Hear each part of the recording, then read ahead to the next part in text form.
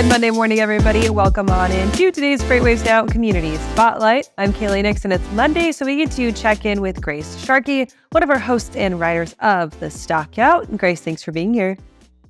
Oh, thank you. Happy Monday. And guess what? It's my birthday, Kaylee. Happy birthday. I hope you get all of the presents, all of the cake, all of the great things. And all the eclipse, it's the best day of the year. And so thank you everyone for celebrating this wonderful day with me. Some astrology girly out there is freaking out because your eclipse, the eclipse is happening on your birthday, and it all lines up. It all lines up. Yeah, I don't know what that means for the rest of the year, but hopefully it's good news. We'll see. Hey, hopefully it's wealth, and hopefully it's a little bit of health too. I'll take that for sure.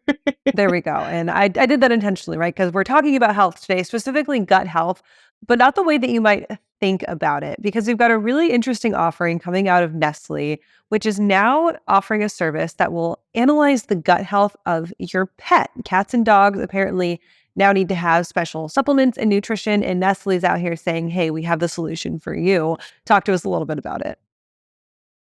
Yeah, it's an interesting offering, you could say, to say the least. And I think it's clearly a trend that we're seeing across a number of CPG companies out there looking to, of course, get some money out of everyone being obsessed with their animals' lifestyle. I mean, we saw this take off during COVID. Of course, a number of people had went and purchased or adopted animals during that time. Actually, I have a twin sister. Happy birthday to you as well today, who said during that time period from like 20 to end of 22, just a huge increase in the number of patients that they're seeing. And on top of that, people are concerned about the overall health and nutrition of those animals. We're seeing across the board huge investments in looking into more of like frozen dried pet foods, raw dog food. That's a huge trend right now. Natural food, even high-end products like frozen yogurts for dogs and things of that nature. So now we're seeing Nestle itself coming out with its Petivity microbiome analysis kit. That, of course, will offer an opportunity for you to get deeper insight into your animal's health. And what will come back, of course, is supplement recommendations and food recommendations for what exactly those pets should be taking because of that. So it's a very interesting offering.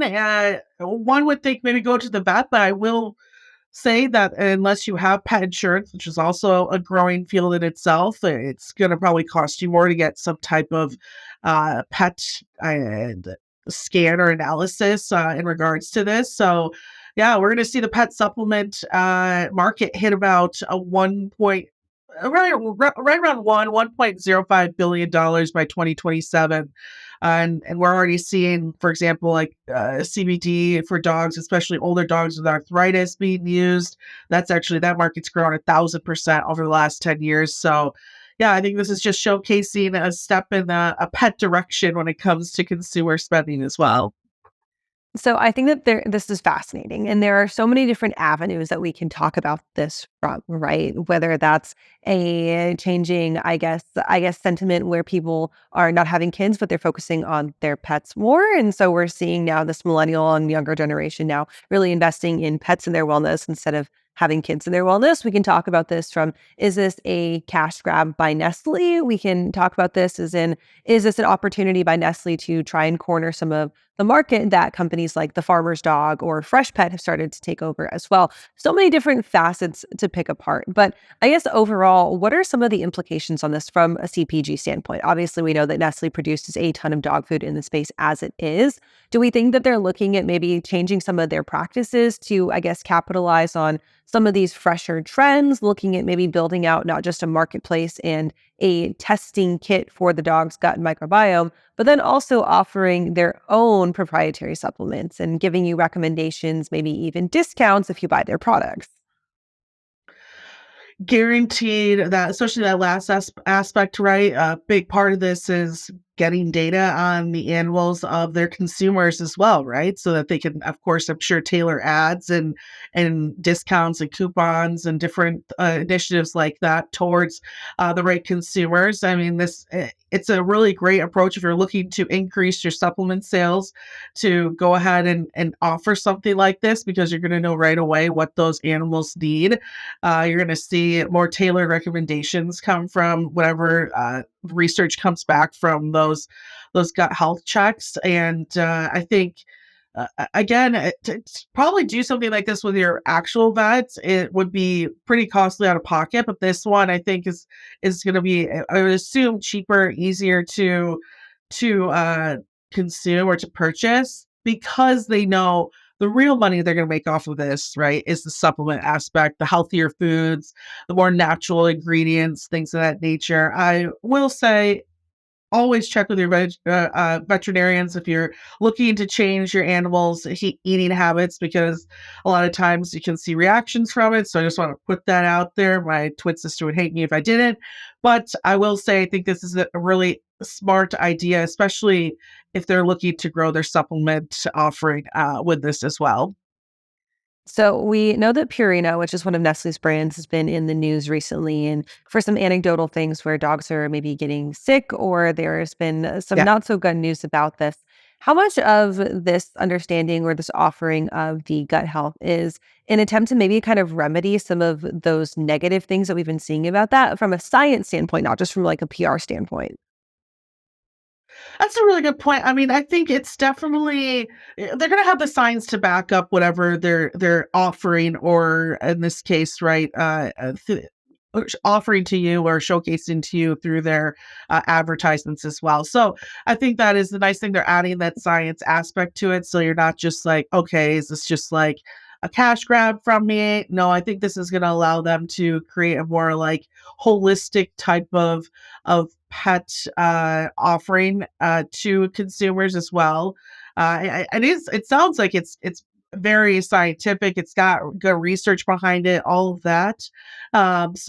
Yes, I think this is kind of our Nestle's way of saying, listen, we see these trends. We understand this market is growing. We definitely want to hop on that market as well.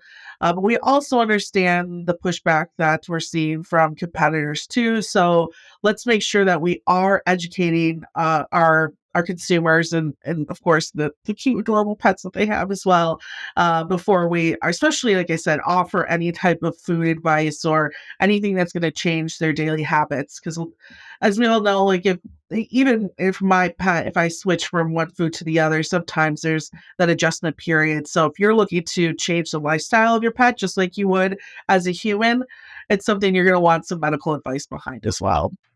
Grace, obviously, gut health is all the rage right now, both from a human perspective and now a pet perspective. Do you think that we see some people trying to hack the system and sending their own samples in and, maybe getting a cheaper gut health analysis for themselves instead of paying hundreds, sometimes thousands of dollars for a holistic nutritionist to do it? I didn't think about that, but, like, what an excellent idea. I mean, you could trick the system, right? That'd be kind of funny to see what comes back. Let's say, but they immediately go to, like, raw dog food or something of that nature. But, hey, all to you again, I would probably suggest that you're talking to your doctor, your veterinarians as you're doing this. But I think it's a cool offering, and, there's you can do this like more with your pet's lineage, right? Like find out what your pet's background is. I've seen people spend money on things like that. So I think this will just be another really interesting offering that people will probably see TikToks about this, right? Like, Yeah. hey, look at my cat's gut health, and I'm sure that that'll start trending, and we'll all have to see what our cute babies, what's going on in their intestines, I guess. Yeah, well, we'll keep an eye on social media for when the trend eventually truly hits. Grace, let's talk a little bit Yeah. about what's coming up today on the Stock Out. Yeah, so we're going to be diving into this and a lot of the other pet trends that we're seeing across the CPG space as well. We also are going to have a wonderful guest from Daily Harvest, and we're going to be talking, of course, about how they are moving their supply chains too. We always like to try to get shippers on the show. It gives us a good idea of exactly what's happening behind the scenes and what we're really needing to fix, especially in something like Daily Harvest, where we're sending directly to consumer a lot of fresh goods as well. So go ahead and check out that episode and make sure that you join our Stock Out newsletter and community as well. That comes out on Thursdays. And with that will come a special discount link for you and our June event coming up in Atlanta. So, yeah, go check that out on freightwaves.com. There you go. Future supply chain will be here before we know it. So make sure that you get I those deals. know. Grace, thanks for being here this morning. We'll see you next week. Thanks, Kaylee.